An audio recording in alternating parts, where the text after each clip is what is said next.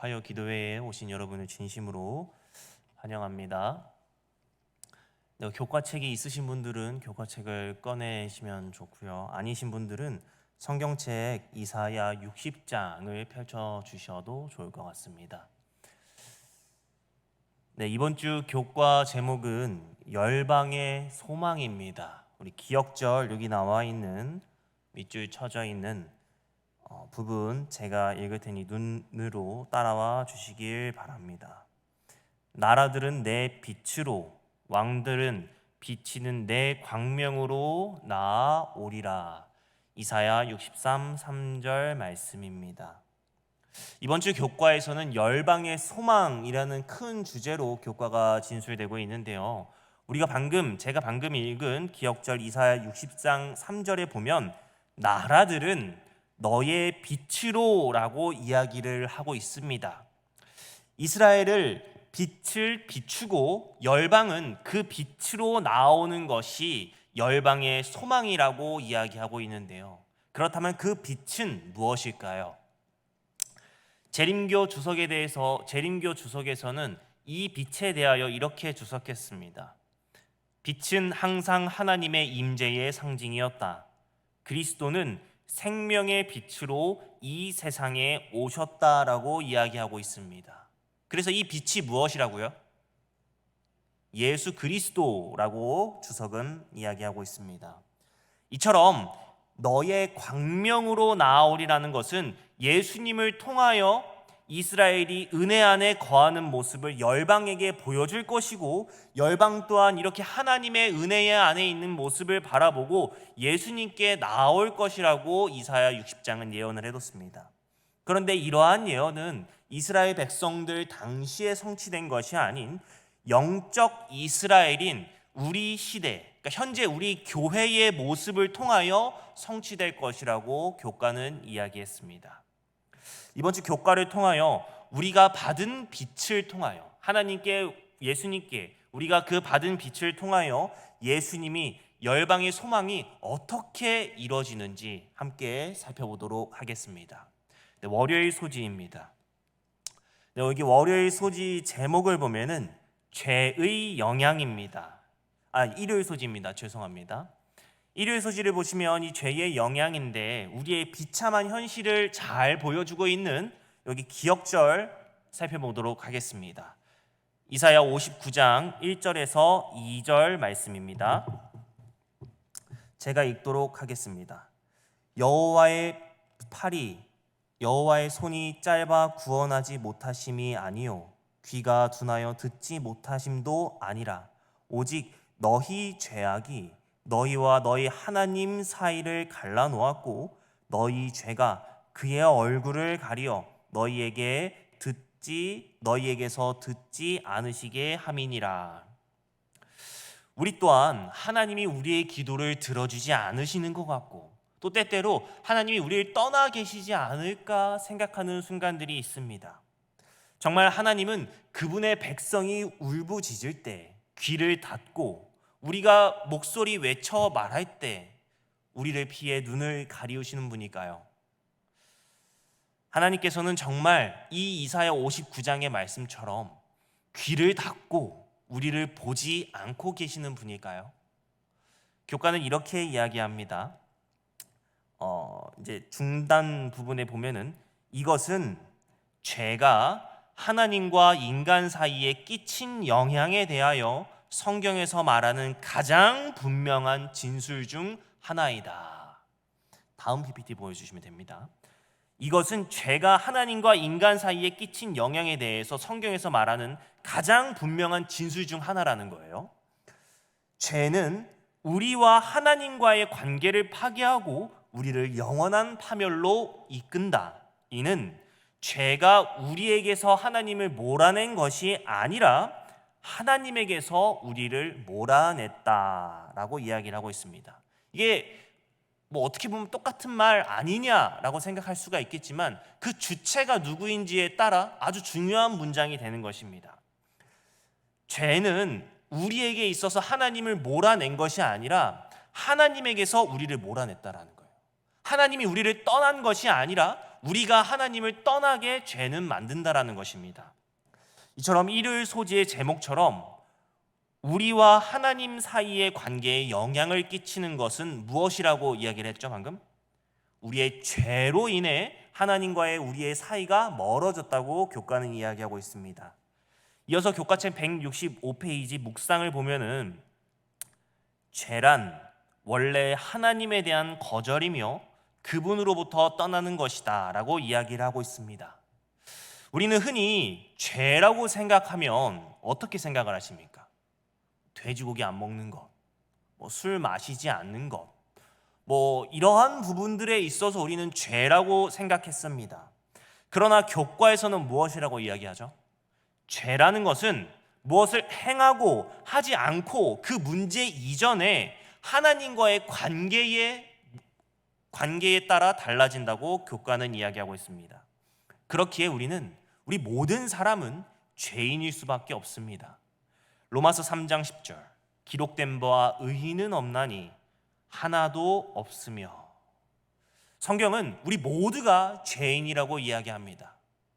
위인전이 있는 우리가 흔히들 성인이라고 이야기하는 마더 테레사부터 정말 방금 태어난 어린아이까지 성경의 관점에 있어서는 모든 사람이 죄인이라고 이야기하고 있습니다. 그럼 어떤 분은 이런 생각이 드실 수도 있어요. 나는 정말 아무런 죄도 잘 안 짓고 흔히들 얘기하고 있는 나는 법 없이도 잘 살아가고 착하게 사는 사람인데 왜 성경은 나한테 죄인이라 그러냐? 나 진짜 불쌍한 사람 보이면 다 도와주는데. 그러나 우리가 생각하는 죄의 관점은 제가 방금도 말씀드렸다시피 행동이라는 거예요. 내가 무엇을 하면 착한 사람, 무엇을 안 하면 착한 사람이라고 생각을 하지만 성경의 관점에 있어서 죄인이라는 사람은 하나님과 끊어진 인류를 죄인이라고 성경은 이야기하고 있습니다. 그러한 관점에서 우리 모든 인류는 죄인이라고 이번 주 교과는 이야기를 하고 있습니다. 이렇게 죄의 영향으로 우리가 방금 살펴본 월요일 소지의 기억절이 나오게 된 것입니다. 죄송합니다. 일요일 소지의 기억절이 나오게 된 것입니다. 이사야 59장 1절 2절 말씀. 여호와의 손이 짧아서 우리를 구원하지 못한 것도 아니고 귀가 둔하여 우리의 목소리를 듣지 못한 것도 아니며 오직 우리의 죄악이 하나님과 우리 사이를 끊어놨다고 이야기합니다. 따라서 정말 우리가 그럼 신경 써야 될 것은 무엇이라는 거예요? 내가 지금 하나님과의 관계가 어떻게 지내고 있냐라는 것입니다. 우리도 교회에 나오면서 다른 사람들의 행동을 자꾸 봐요. 그러면서 저 사람은 왜 저렇게 행동을 할까? 좀 안 좋은데 라고 생각을 합니다. 그러나 우리가 그 사람의 행동을 보기 이전에 무엇을 가장 먼저 바라봐야 되냐면 나는 지금 하나님과 관계를 어떻게 맺고 있느냐라는 것입니다. 근본적인 문제, 내가 어떻게 주님과 더 가까워질 수 있을 것인지 우리는 예수님과의 관계에 집중해야 합니다. 그렇다면 이 정말 어려운 죄의 문제를 해결해야 할 것인데 어떻게 예수님과의 관계에 우리가 집중할 수 있을까요? 나머지 교과를 통해 한번 살펴보도록 하겠습니다. 월요일 교과입니다. 월요일 교과의 제목은 누가 용서를 받았는가입니다. 우린 일요일 소지를 통해서 우리 모두는 죄인이며 그런 죄의 영향으로 하나님과의 끊어짐을 경험하면서 살아간다고 이야기를 살펴봤습니다. 그런데 여기 월요일 소지는 누가 용서를 받았냐라는 거예요. 우리는 흔히 교회를 다니는 나나 아니면 우리 같이 교회 다니는 우리 본부교회 성도님들이나 전부 다 우리는 의롭다라고 생각을 합니다. 그래서 우리는 우리 스스로가 나는 교회를 열심히 다녔기 때문에 용서를 받았다라고 생각을 합니다. 그럼 성경에서는 뭐라고 이야기를 할까요? 정말 교회 열심히 나오는 사람이 용서받았다라고 이야기를 할까요? 여기 교과책 밑줄 쳐진 부분 제가 읽도록 하겠습니다. 대부분의 사람이 재판을 보며 생각하는 질문은 누가 죄를 지었는가이다. 그러나 모든 사람이 죄를 지었기 때문에 그것은 물을 필요가 없는 질문이다. 오히려 누가 용서를 받았는가라고 우리는 물어야 한다. 심판에 있어서 결정적인 요인은 누가 예수님을 믿음으로 용서를 받았으며 또한 계속적으로 용서를 받고 있는가 하는 것이다. 물론 우리는 행위로 심판받지만 그렇다고 행위가 우리를 구원한다라는 의미는 아니다. 만약 그렇다면 믿음이 소용없어진다. 오히려 우리의 행위는 우리가 정말 구원을 받았는지 아닌지를 드러낸다. 이처럼 우리 모두는 죄인이지만 그 중에서 용서받은 사람들이 있습니다. 그 사람들이 누구라고 이야기를 하죠? 예수님을 믿음으로 용서를 받은 사람들이라고 교과는 이야기하고 있습니다. 우리가 이 이사야를 살펴보면서 지난 몇 주 동안 교과 내용에서 계속 이야기하고 있는 것은 무엇이냐면 예수님을 통해 우리의 죄의 문제를 해결할 수 있다는 것이고 또한 주님과의 잘못된 관계 또한 우리가 회복할 수 있다고 몇 주에 걸쳐서 우리는 살펴보았습니다. 고난받는 종, 정말 상상할 수 없는 은혜로 우리를 대신해 희생당하신 예수 그리스도, 우리의 모든 죄값을 친히 당당하신 예수님을 통해 우리는 용서를 받았고 또 계속적으로 용서를 받아야 한다라는 것입니다. 여기서 중요한 포인트는 무엇이냐면 우리가 용서를 받은 것으로 끝나서는 안 된다라는 거예요. 지속적으로 우리가 예수님의 은혜 안에 거하면서 매일 회개를 경험하고 매일 용서를 받으면서 살아가야 한다는 것입니다. 이것을 우리는 흔히 복음이라고 이야기를 하죠. 또 이 기쁜 소식을 우리는 많이 들어왔습니다. 그래서일까요? 우리의 신앙은 여기서 끝나는 경우가 많습니다. 그저 매일 교회에 와서 말씀을 듣고 예배당을 나가서 그것으로 끝나는 경우들이 있습니다. 만약 신앙의 복음이 내가 듣는 것에서 또 내가 만족하는 것에서 끝난다면 오늘 교과는 여기까지 해도 전혀 상관이 없습니다. 그러나 이번 주 교과가 아직 월요일 수지밖에 안 끝났죠. 계속 남아있다라는 것은 뭐예요? 우리의 신앙생활 또한 해야 될 일들이 남아있다라는 것입니다. 복음은 단순히 내가 듣고 만족하는 것 그 이상 너머로 우리가 해야 될 일들이 있다고 이번 주 교과를 통해 우리는 살펴볼 수 있습니다. 나머지 화요일 소재에서 또 살펴보도록 하겠습니다. 화요일 소재입니다. 전 세계적인 호소입니다. 하나님께서는 아브라함과 언약을 맺으심으로 한 가지 계획을 세우셨어요. 이 계획이 무엇이냐면 이스라엘 백성들을 통하여 세상을 향한 하나님의 사랑을 전달하는 정말 하나님께서는 그 목표를 가지고 계셨습니다. 하나님의 이 계획이 성취가 됐을까요? 안 됐을까요? 아마도 안 됐던 것 같습니다. 그래서 이스라엘을 넘어 정말 우리에게까지 복음이 전파가 되었고 이제는 무엇입니까? 영적 아브라함의 후손인 우리들을 통하여 다시금 하나님의 사랑이 전 세계에 전파되도록 하나님께서는 우리에게 명령하셨습니다. 이러한 모습이 화요일 소지 이사야 60장 1절과 2절 기억절에 나오는데요. 제가 읽도록 하겠습니다. 일어나라, 빛을 발하라. 이는 내 빛이 이르렀고 여호와의 영광이 내 위에 임하였음이니라. 보라, 어두움이 땅을 덮을 것이며 캄캄함이 만민을 가리우려니와 오직 여호와께서 내 위에 임하실 것이며 그 영광이 내 위에 나타나리니. 여기에 나오는 예수님에게 이스라엘에게 임한 이 빛, 일어나라 빛을 발하라 할 때 이 빛, 예수 그리스도는 왜 그들에게 주어졌을까요? 그 이유는 2절에 나와 있습니다. 이 세상이 보라 어두움이 땅을 덮을 것이며 캄캄함이 만민을 가리우려니와. 죄의 어두움에 눌린 이 땅을 향하여 우리는 예수 그리스도라는 빛을 이 세상에 전해야 한다라는 것입니다. 이 부분을 교과는 이렇게 서술합니다.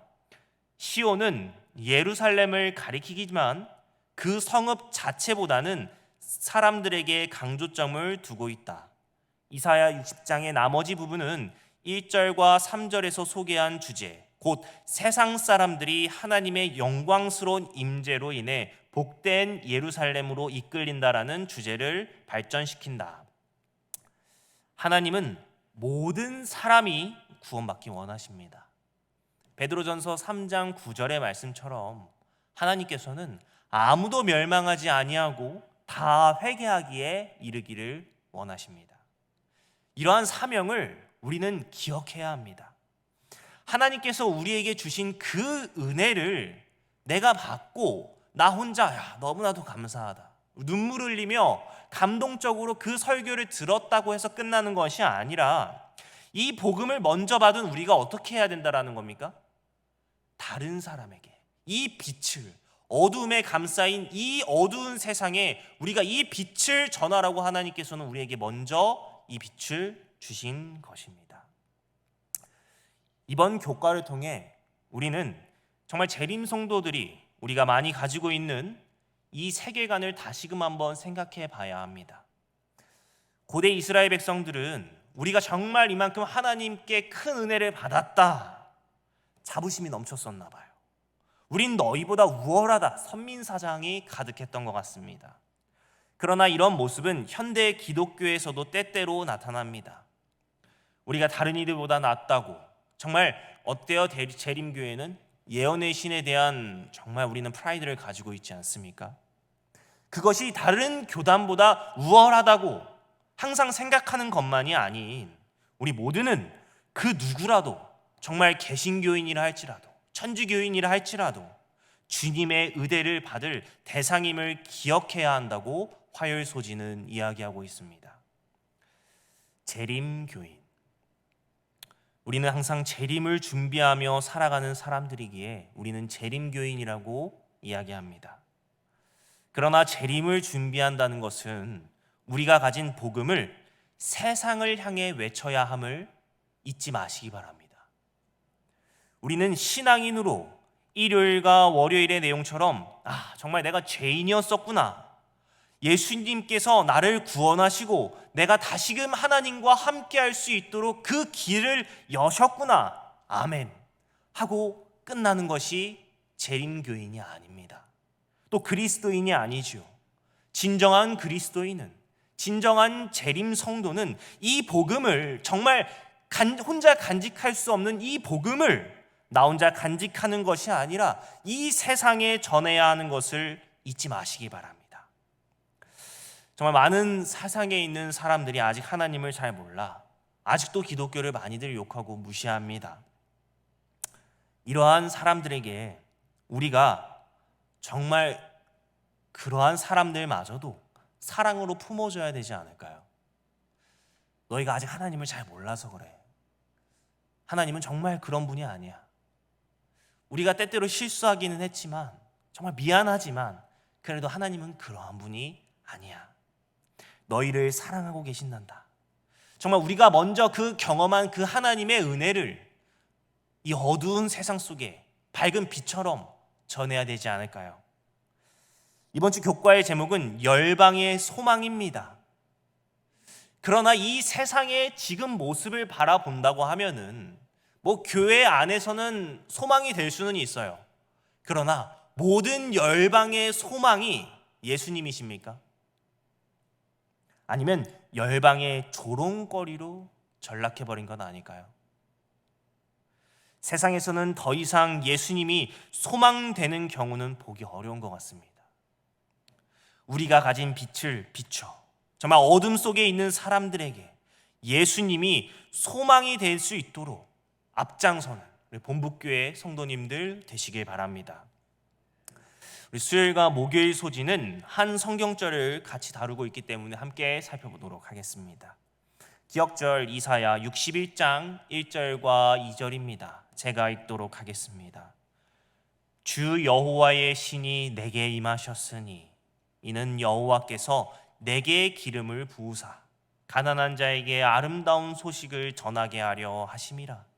나를 보내사 마음이 상한 자를 고치며 포로된 자에게 자유를, 갇힌 자에게 노임을 전파하며 여호와의 은혜의 해와 우리 하나님의 보복의 날을 전파하여 모든 슬픈 자를 위로하되.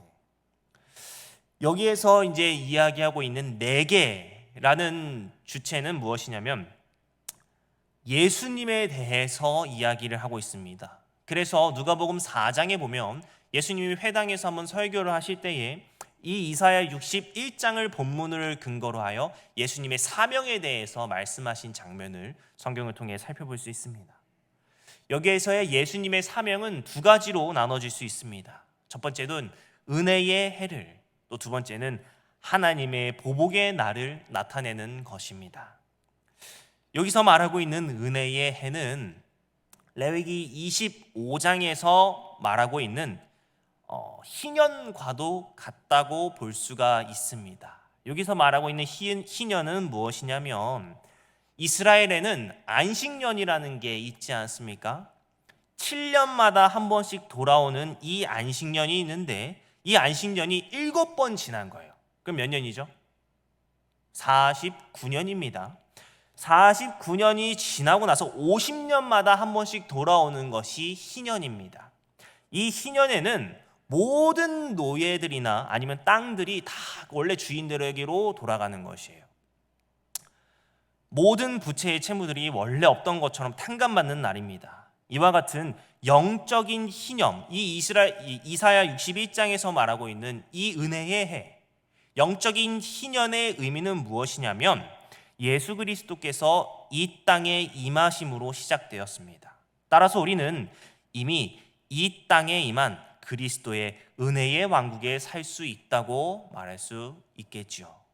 또 하나님의 보복의 날입니다. 목요일 소재에 나오는 이 하나님의 보복의 날, 어찌 보면 이름만 들으면 하나님께서 정말 나쁜 사람들을 다 보복하시는 건가 이해가 안 될 수도 있습니다. 분명 화요일과 수요일 소재에서 살펴본 것처럼 빛 대신 그리스도께서 열방과 만민이 공평하게 은혜를 받을 대상이라고 말씀하셨는데 또 그들을 방금 살펴본 것처럼 은혜의 해, 정말 그 희년의 축복까지 초청을 하고 있었는데 목요일 소재에서 어떻다라는 거예요? 보복의 날이라는 것입니다. 우리는 어떻게 하나님의 사랑과 보복을 약속하시는 하나님을 조화시킬 수 있을까요? 여기 목요일 소지는 이렇게 이야기를 하고 있습니다. 우리는 사랑의 하나님과 복수를 약속하는 하나님을 어떻게 조화시킬 수 있을까? 이 개념들은 서로 모순인가? 아니면 복수도 일종의 사랑의 표현이라고 이해해야 하는가? 우리는 하나님의 심판에 있어서 공의와 사랑이 전부 존재하는 것을 우리는 알고 있습니다.